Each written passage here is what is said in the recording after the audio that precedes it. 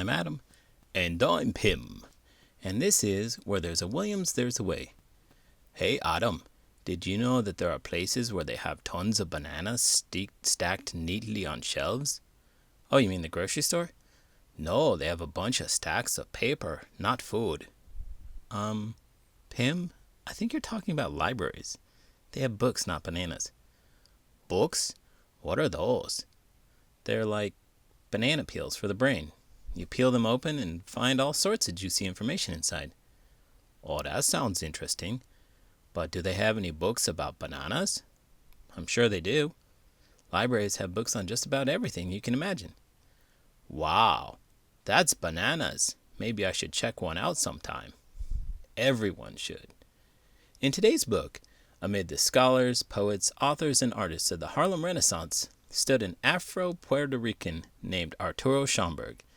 This law clerk's passion was to collect books, letters, music, and art from Africa and the African diaspora and bring to light the achievements of people of African descent through the ages. Let's get started.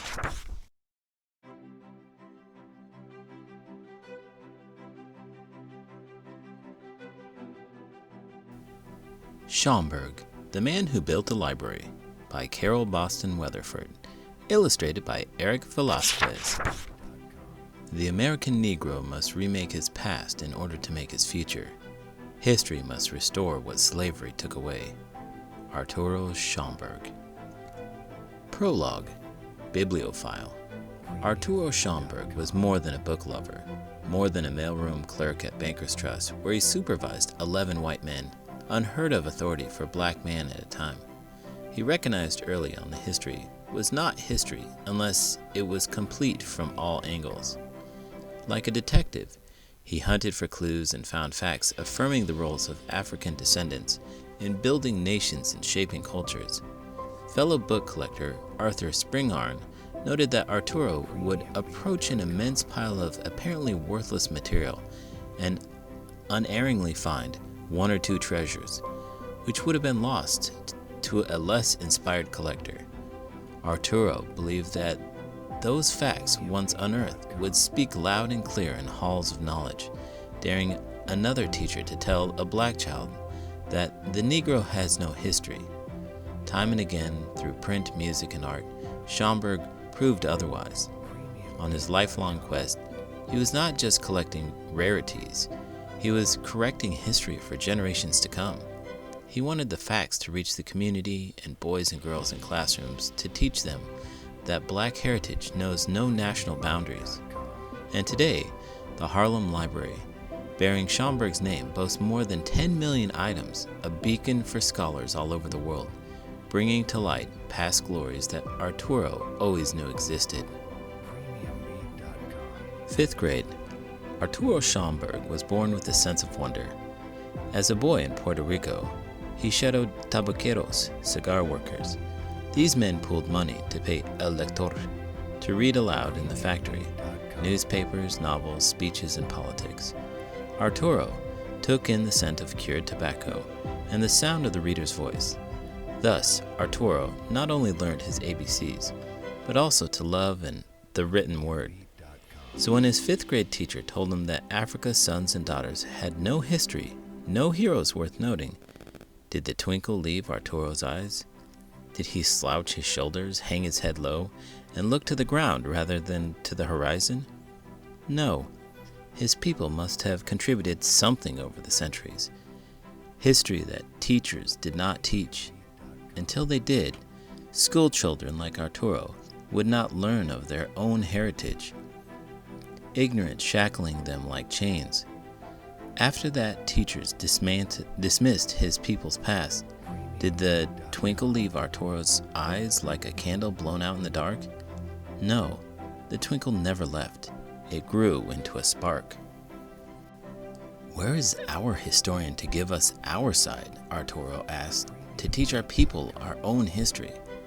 Afro-Puerto Rican, Afro-Borinqueño, born in 1874, young Arturo Schomburg began a lifelong quest. Still a boy, he took on the mantle of historian because he had to know the truth. In a history club, he noticed that the white youth seemed prouder of their heritage than the black members. Arturo read everything he could about his people, but he did not hurry. He let facts simmer. True scholarship requires time and calm effort, he figured. Nothing worthwhile is done in haste. After all, there were ages to traverse. Lost for hours in books, Arturo was transported by Benjamin Banneker's almanac to early America. Arturo studied all he could about his self-taught inventor, astronomer, and draftsman. He beamed as he read that Banneker accurately plotted a solar eclipse. Arturo could almost hear the tick-tock of Banneker's handcrafted wooden clock, the first built in the New World. Arturo imagined Banneker counting off minutes, racing time to redraft plans from memory for the streets of Washington, D.C., after French architect Pierre L'Enfant walked off and carted his papers with him to Europe. Banneker reproduced them in only 2 days.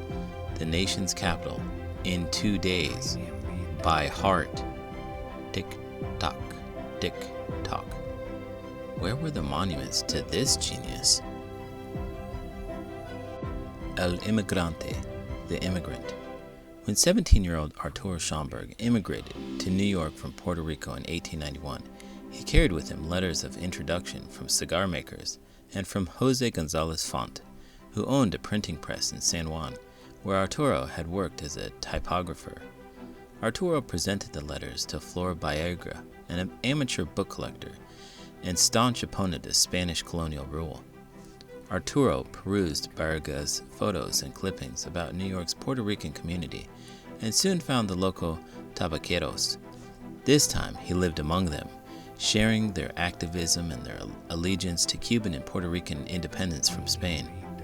In support of La Cosa, the cause, Arturo joined political groups such as Las Dos Antillas, the Two Antillas, and wrote letters to the editor of the newspaper Patria under the pen name Guaraniax.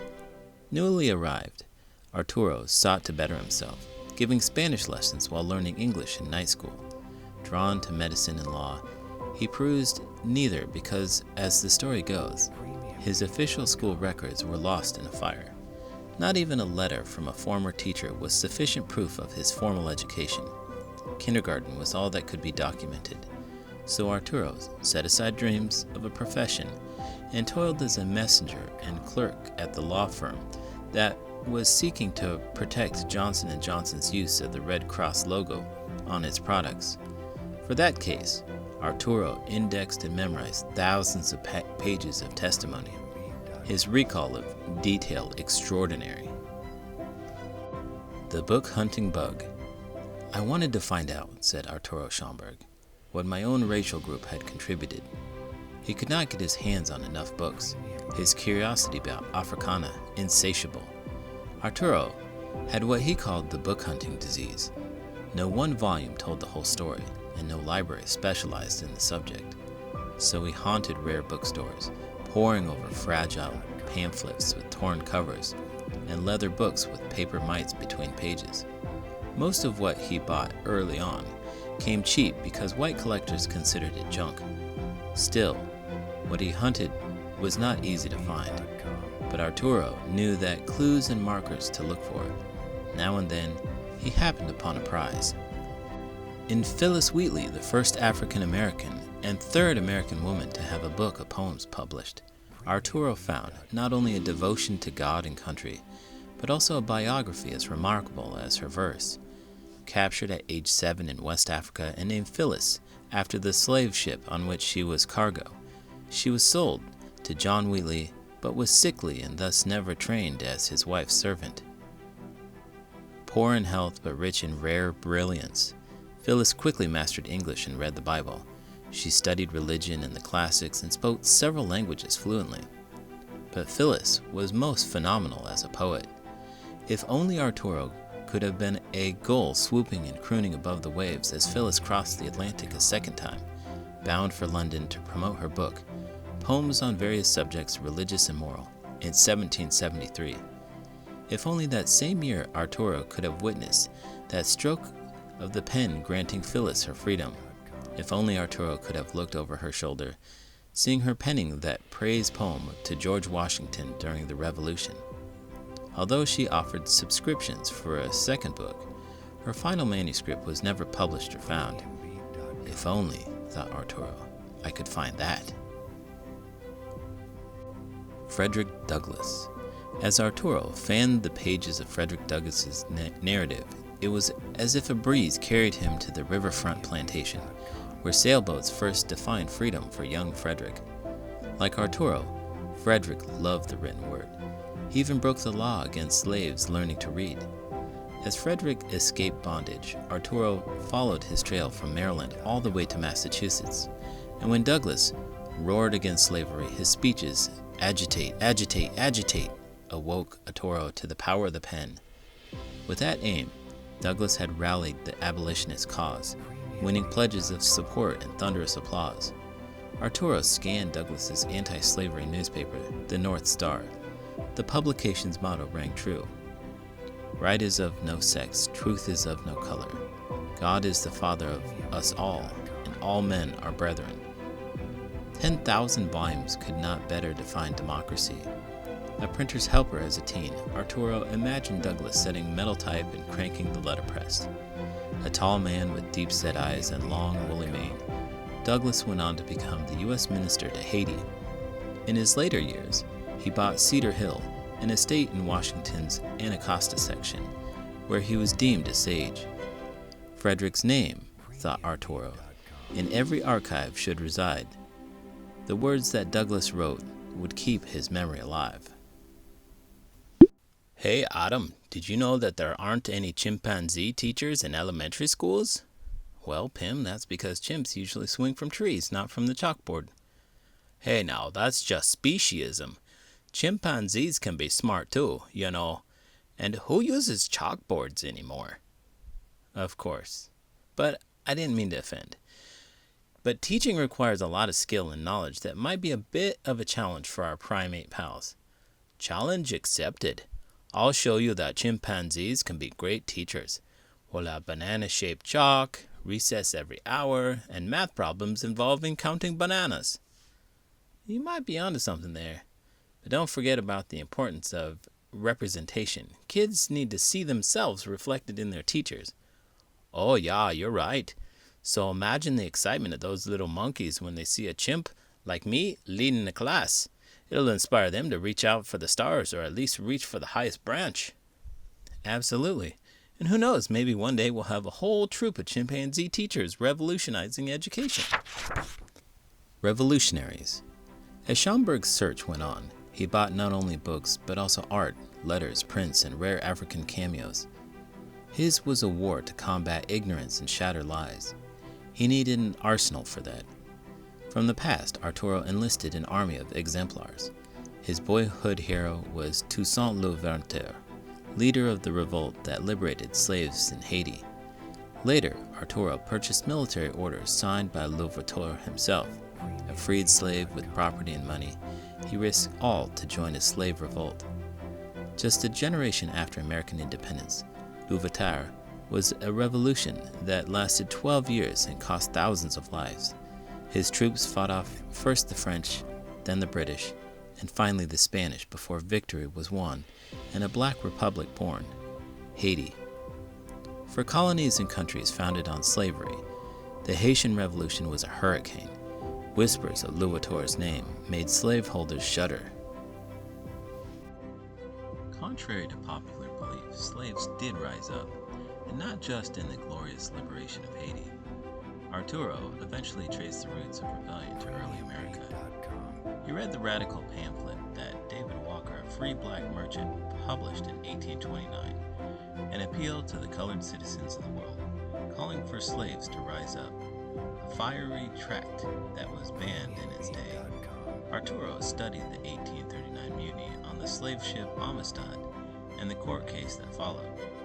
Some states soon outlawed anti-slavery literature and forbade blacks from learning to read. What did slaveholders fear? In South Carolina and Virginia, Denmark Vesey and Gabriel planned uprisings, and in Virginia, Nat Turner carried out his vision. In 1831, insurrection brought together 70 blacks, slave and free, and left 57 whites dead. Arturo breathed in his hero's brave words. In his way, Schomburg was a revolutionary too. Three Elizabeths. Arturo first married in 1895. The same year he adopted the English version of his name, Arthur. Elizabeth Hatcher of Staunton, Virginia, was his bride. She died young, leaving her husband to raise two sons, Maximo Gomez and Kingsley Warrenix. A third, Arturo Alfonso Jr., died in infancy. His second wife was Elizabeth Morrow Taylor, also from Virginia. From their union came two more children, Reginald Stanfield and Nathaniel Jose. Both boys lived in Virginia with their half-brothers and their mother's mother. It was common then for parents who worked in cities to send their children off to be raised by kin. On visits to the South, Arturo bristled at the color line. When the second Elizabeth passed on, he married another, Elizabeth Green. They were blessed with three children, Fernando, Dolores Marie, Placido Carlos. Despite their Spanish names, Schomburg wouldn't let his offspring learn his native tongue. They were Americans. Whitewash. In his quest for black glory, Arturo Schomburg navigated a maze of misinformation that stripped Africans' humanity and branded them as less than to justify slavery. The system was based on skin color superiority and inferiority, and was necessary, argued aristocrats, to build fortunes and empires. Arturo suspected a conspiracy of fraud that aimed to erase all African history but bondage. Arturo saw that the historical record was colorblind only when that best served greedy motives. So when genius was black, skin color was left out. The Schomburg chased the truth and turned up icons whose African heritage had been whitewashed. Arturo found African roots in a family tree of artist, ornithologist, and naturalist John James Audubon. His masterpiece was the book Birds of America. With watercolors, pastel crayons, charcoals, and pencils, he depicted North American birds in stunning lifelike poses. Yet for all Audubon's fame, it was rarely mentioned that he was born to a French plantation owner and a Creole chambermaid. As a boy, Arturo read The Three Musketeers. I used to lose myself in that book, he later wrote, and think I was fighting with D'Artagnan, Porthos, and Aramis.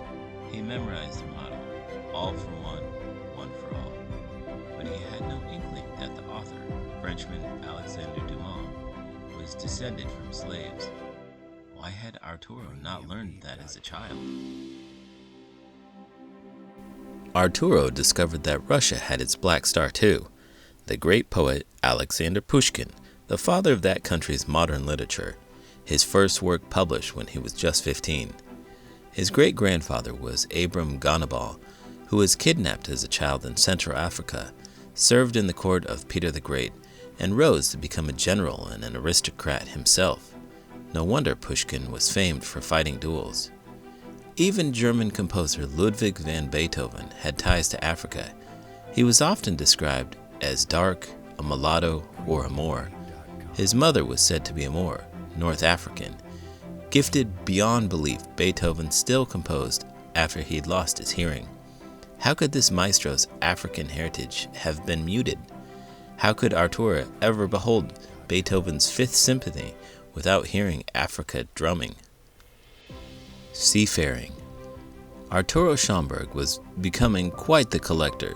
He nabbed 2 volumes by Carole Boston, an early American whaler, shipbuilder, and maritime trader, whose fleet sailed the United States Atlantic coast to the Caribbean and to Europe. On ships he'd built, Kufi and his crew whaled in the waters of the Atlantic. This was dirty and dangerous work, but necessary. First harpoons flew, and later blubber was rendered into whale oil for lamps to light growing cities. Paul Kufi was one of the richest black men in early America. He could afford to speak his mind. Kufi wrote a petition that free blacks should be able to vote since they paid taxes, and he was the first to float the back to Africa idea. He could see free blacks and freed slaves settling in Sierra Leone someday. Kufi sailed there, set foot on West African soil to judge if his new society might root. At the White House, he reported that his dream, to send one vessel to Africa each year, held promise. In Kufi, Arturo found a forerunner to Marcus Garvey, the Harlem Renaissance leader who preached black pride, self-help, and like Kufi a century earlier, a return to Africa. In the 1920s, Arturo supported Garvey, his newspaper Negro World, and his Black Star steamship line. As the Garveyites paraded down Harlem's 125th Street in plumed hats and tasseled brass-button uniforms, did Kufi's voyage across Arturo's mind? Bloodhound. Though a mailroom clerk at a bank by day, Arturo rubbed shoulders with Alan Locke, dubbed the father of the Harlem Renaissance, and he corresponded with Booker T. Washington, founder of Tuskegee Institute, and W.E.B. Du Bois, an Atlanta University professor and the first African-American to earn a doctorate from Harvard. The two disagreed whether to push for social or economic progress, but they agreed that black history could be a bridge. Arturo's acquaintance were a who's who of the Harlem Renaissance. He was invited to the first meeting of an informal guild of young black writers. Poets Count T. Cullen and Langston Hughes were members.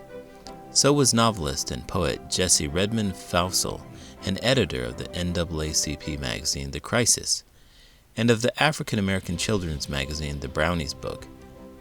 These writers joined Arna Bontemps, Georgia Douglas Johnson, and artist Aaron Douglas in asking Arturo to hunt for historic references that could water the seeds of creative and scholarly endeavors.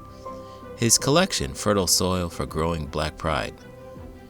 When it came to digging up rare finds and obscure facts, Arturo had what poet Claude McKay called the bloodhound's nose. Arturo loaned not only books to students, artists, and writers, he also lent interpretations, insights, and sometimes cash. With book lists full of texts that Schomburg found, his friends mined blackness and broke new ground. Home. Busy, always busy, said Fernando of his father, Arturo Schomburg. He was gone, traveling on lecture tours or collecting missions for what seemed like 8 months each year. And when he was home in Brooklyn, he was out most evenings for club and lodge meetings. His visiting children lived among the countless books in his collection. His only daughter, Dolores, greeted artists and scholars who came by to view his growing library. Arturo's wife, Elizabeth, fought to carve out living space for the family. But that was a losing battle, her efforts to clean his desk also in vain. When she cleared the clutter to dust, he complained that important references were misplaced. She finally left well enough alone.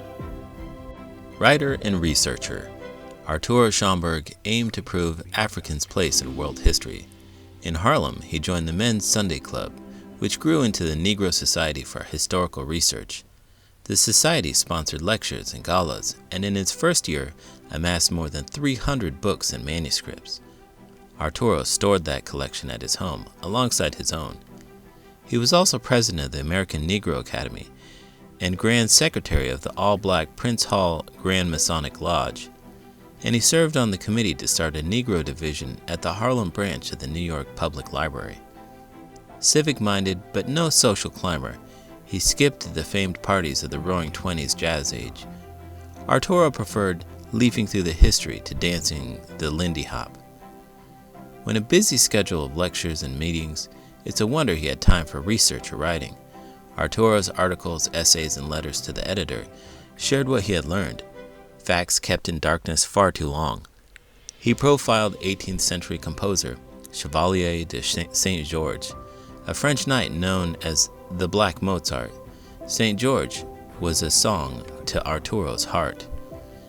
He also wrote of gladiators, military leaders, and majesty. One article tells of a huge pearl found by an African slave on the island of the Gulf of Panama.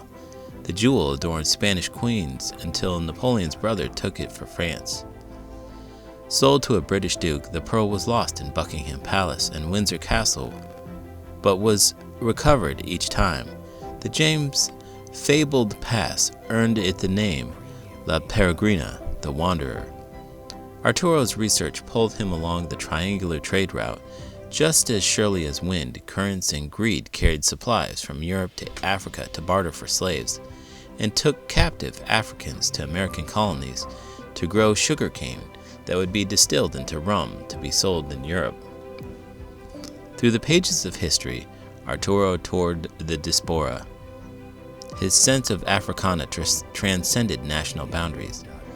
Heritage for him was braided from many threads. Arturo's most important article was for Survey Graphic. The Negro Digs Up His Past ran in a special issue, Harlem, Mecca, the New Negro. On the contents page, Arturo is listed among other contributors, scholars, and creative geniuses. Schomburg's words give voice to the ancestors. Their pigment flowed through his pen. Hey, Autumn, you won't believe what I've been collecting lately. Oh, do tell, Pim. I'm intrigued. Bananas, my friend, bananas. I've got a whole bunch of them. Literally. Well, there's a shocker. But aren't bananas meant to be eaten?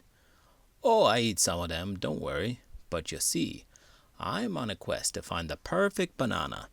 The one with just the right amount of ripeness, the perfect curve, the ultimate peelability. It's a serious business. Well, I can't argue with the dedication.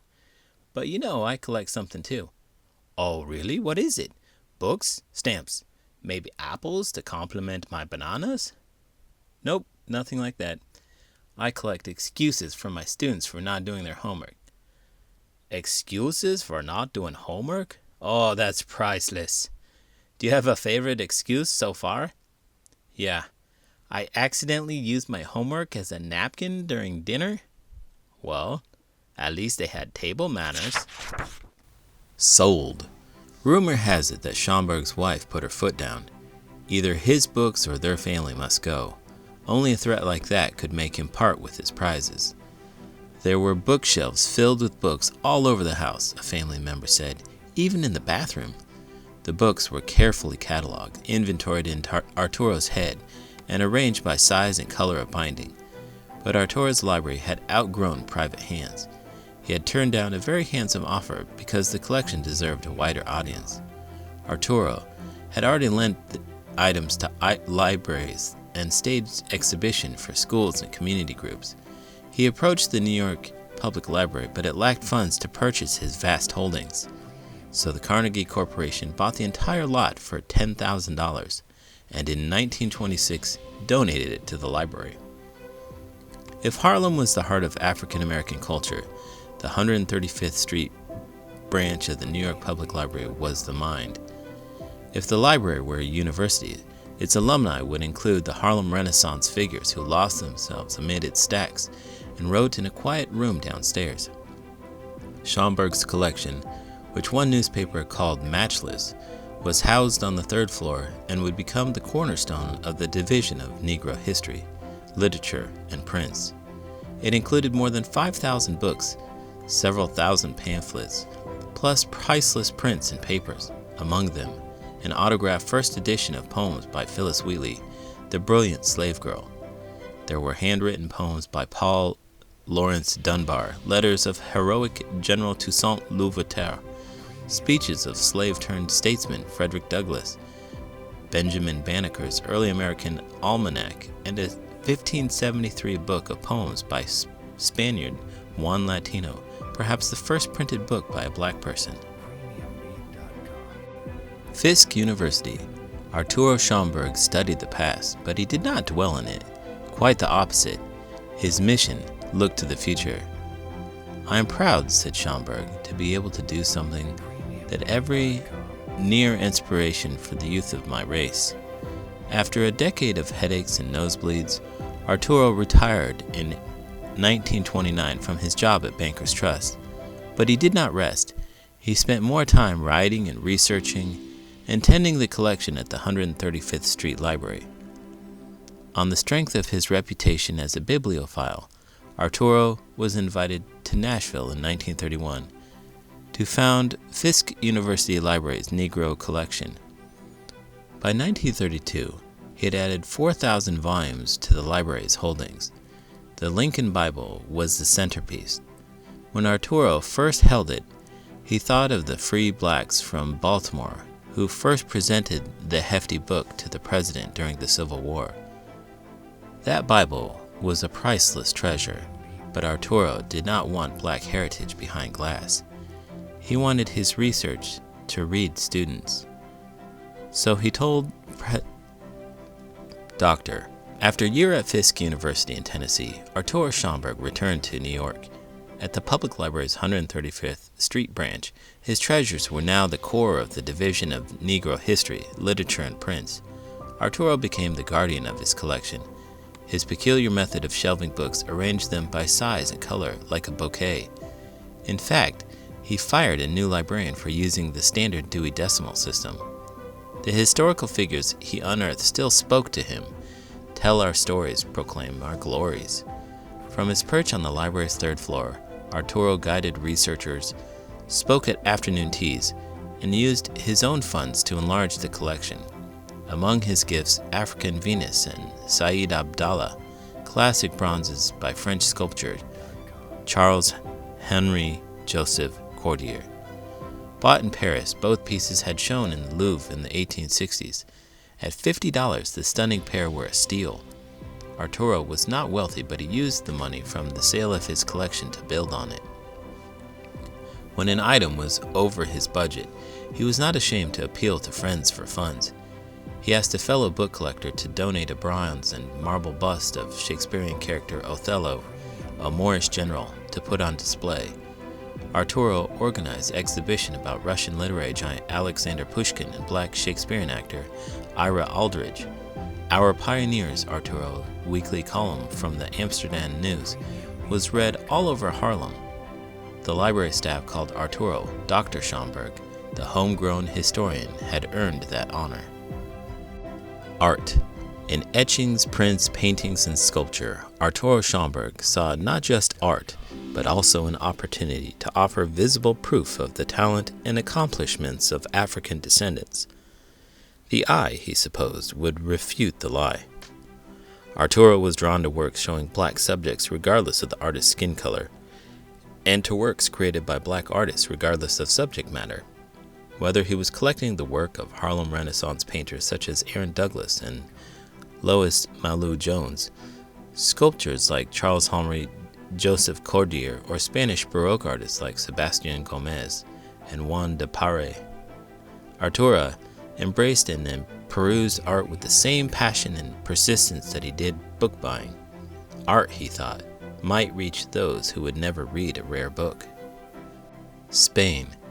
Arturo Schomburg had gained respect from Harlem's intellects, but he had yet to trace his own roots, African, Spanish, and Taino Indian, from the Caribbean to the Europe and Africa. So he voyaged across the Atlantic, not to collect but to connect the dots.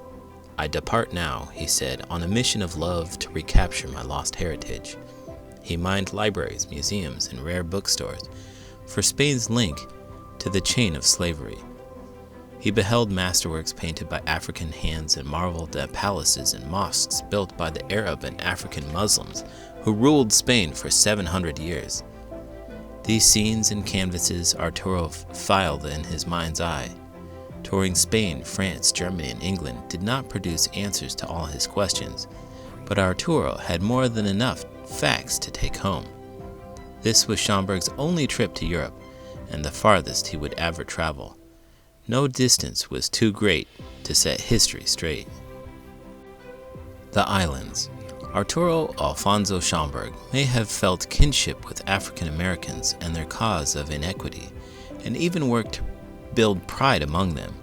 He may have adopted the anglicized version of his name, Arthur, and insisted that his children speak only English and not Spanish, his own mother tongue. But he never lost the love for the Caribbean, or his longing for Puerto Rico, the island of his birth. His research took him back to the Caribbean and to Latin America, Haiti, the Dominican Republic, Panama, and Cuba. Arturo was a bridge between great minds in Havana and Harlem. In 1932, he met Cuban poet Nicolas Guillen with Club Atenas, a group of writers, artists, and scholars who celebrated Cuba's rich and colorful cultural heritage. Most of Arturo's publications focused on the Caribbean and Spain. His first, an article on the Haitian Revolution and independence. At the 135th Street Library in Harlem, Arturo organized exhibition of Cuban folklore and literature. But despite his yearnings, he never visited Puerto Rico after 1909. Epitaph, 1938. If this proverb, "A book is like a garden carried in a pocket," is true, then Arturo Alfonso Schomburg, the historian and book collector, had a green thumb and a harvest of pride. There was no field of human endeavor that he did not till with his determined hand, that he did not sow with seeds of curiosity, where he did not weed out lies and half-truths, or that he did not water with a growing sense of African awareness and heritage. If a book is a garden carried in a pocket, then Schomburg yielded a bumper crop, blanketed Mount Kilimanjaro with African violets. Ex Libris, Arthur A. Schomburg. Schomburg placed his personal bookplate in every volume he collected. It featured an engraving of an enslaved woman in chains, hands clasped looking heavenward. Her plight and her pleas spark questions. Schomburg's collection holds answers, each artifact a window on the past, each book cover a door of possibilities, each passage a passport to freedom.